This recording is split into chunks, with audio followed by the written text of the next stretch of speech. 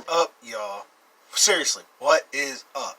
Today is a special day. I've realized in my previous videos that my stories have been getting more attention than my reviews lately. So, the reviews are still coming, but I think right now I'm going to focus more on the stories.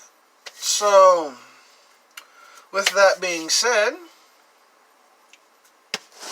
the book is finally dried off enough that I can share a little bit of it with you. So today, we will be reading and going over my book, Star Wars: An Inquisitor Story.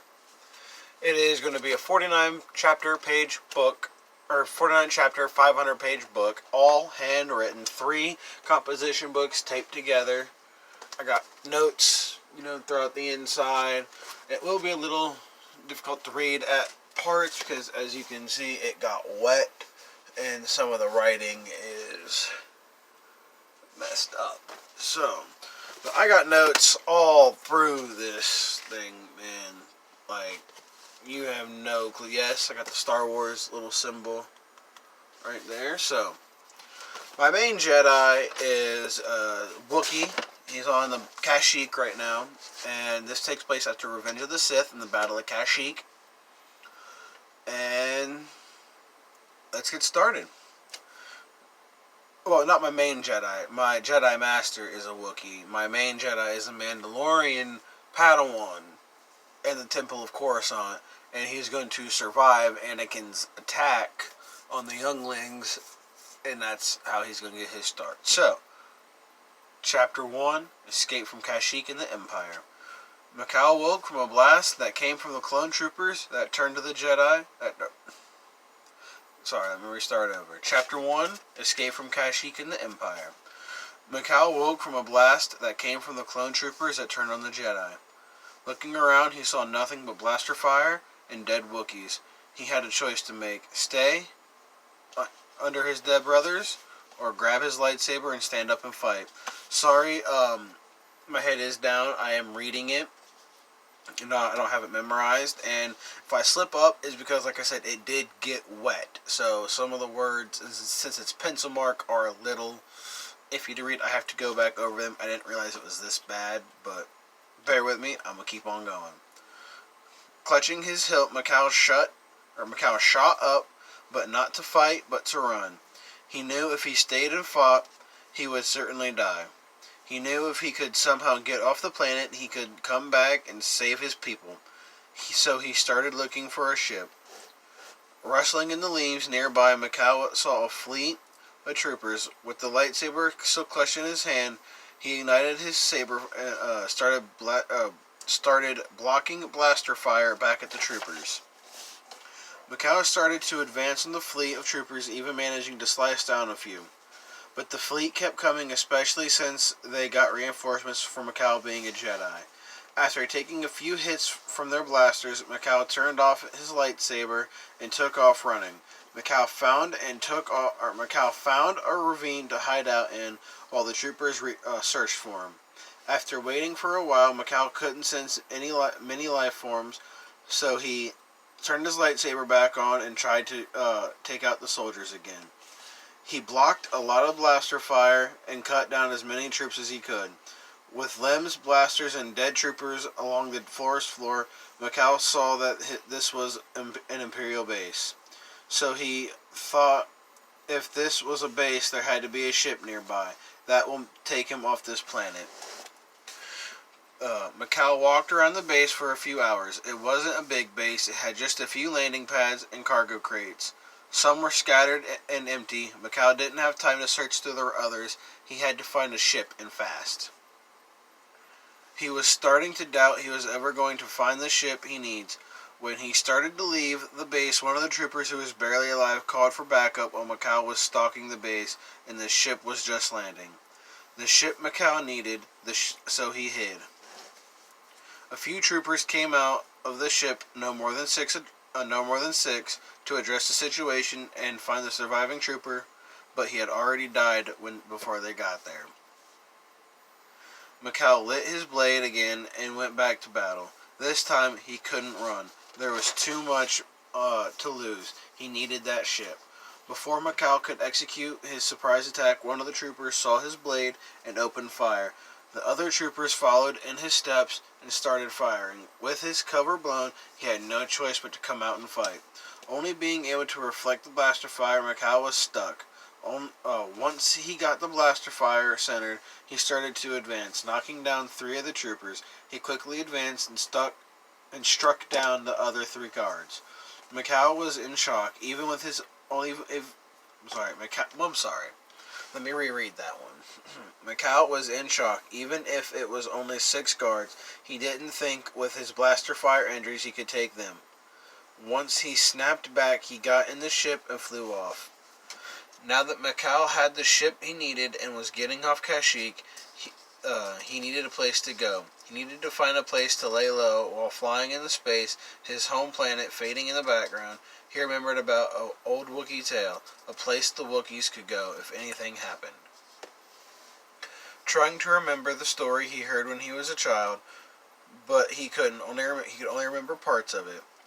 But one of the parts he could remember was it was located in the Outer Rim, the only green planet out there. He headed to the Outer Rim. Mikhail could not help but feel broken. He left his brothers to die or worse. But he had to leave, and he had to live, so he could come back and save his people. The Force was strong with Mikhail. He could not remember how to get to the planet. Mikhail put the ship on the autopilot and headed to the first quarters he could find to meditate. Meditation takes hours for Mikhail, especially when it came to something he didn't remember. When he meditated, the Force lifted everything around him. He thought of Qui-Gon and how he taught the ways of the Force, and how it was a part of everyone, and how to be strong with the Force.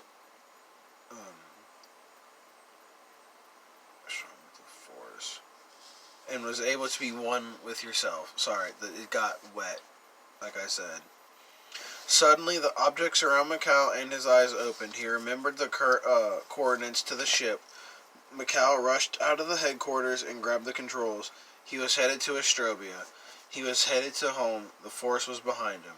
Traveling to the planet, Mikhail was faced with many dangers. He hit an asteroid field. Mikhail had never been in an asteroid field before. There was no button on the control panel to help him. He had to either fly through the asteroids or be destroyed. Once he made the choice to fly through the biggest asteroid, the biggest asteroid was headed his way. Getting mangled by the asteroids, Mikhail started searching through several headquarters for something that could help. The asteroid was approaching fast, and he was running out of ideas. At this point, Mikhail couldn't even fly out of the asteroid's way. He was on the last headquarters in the ship and felt something in this one. He opened the sliding door, and there it was, sitting on a shelf, an oxygen mask. Now he could breathe in space. He put the mask on and headed to the door. He headed to the door of the ship. He was frozen at the door. He couldn't tell if this was a good idea, but he was running out of choices. The asteroid was about to destroy the ship.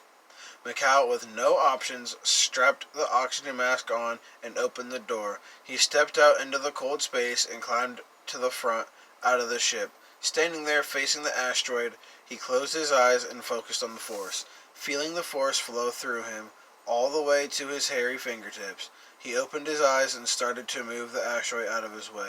Feeling slight anger in him, the Force grew stronger, and the asteroid started moving faster. When this happened, he remembered Qui-Gon's teachings and calmed down and focused on his connection to the Force.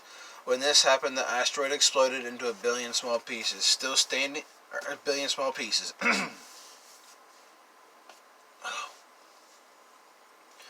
Still standing on the ship and stunned by what just happened, he started moving all the asteroids out of his way. He only had a little more to go before he was safely out of the asteroid field, but his mask was almost out of oxygen. Running to the door of the ship, the asteroid started pounding the ship again. A larger asteroid was about to crush him when he freed one hand and used the Force to move it. Now safely in the ship with his mask off, he sat in the captain's chair and started flying his way out of the field. His ship almost unflyable. He made it out. Now, out of the asteroid field, he was safely in the outer rim. The first planet he saw was Tatooine. He thought he could land there, but with his fur he would be too hot and die from the heat.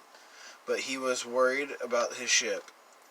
Because of the asteroids, his ship was in very bad shape, but he kept flying. The planet was there. He knew it.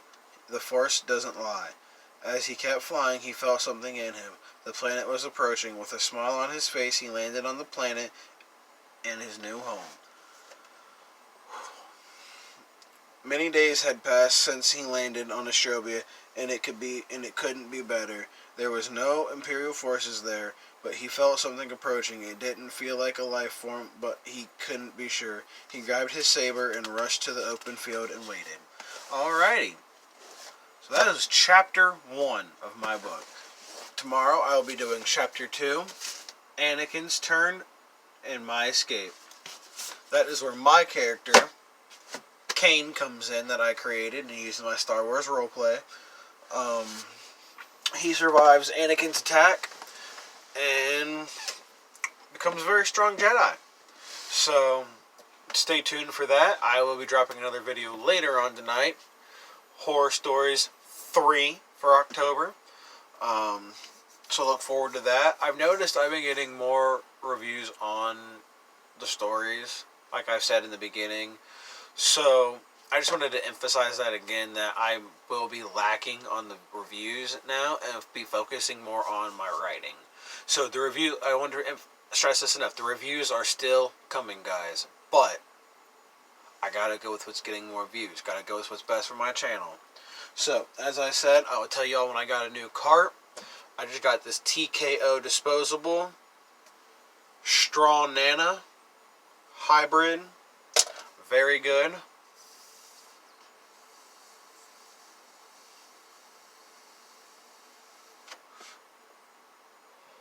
Very smooth draw, very strong flavored, very bold. Probably my favorite flavor so far, but still, that grape dabwood.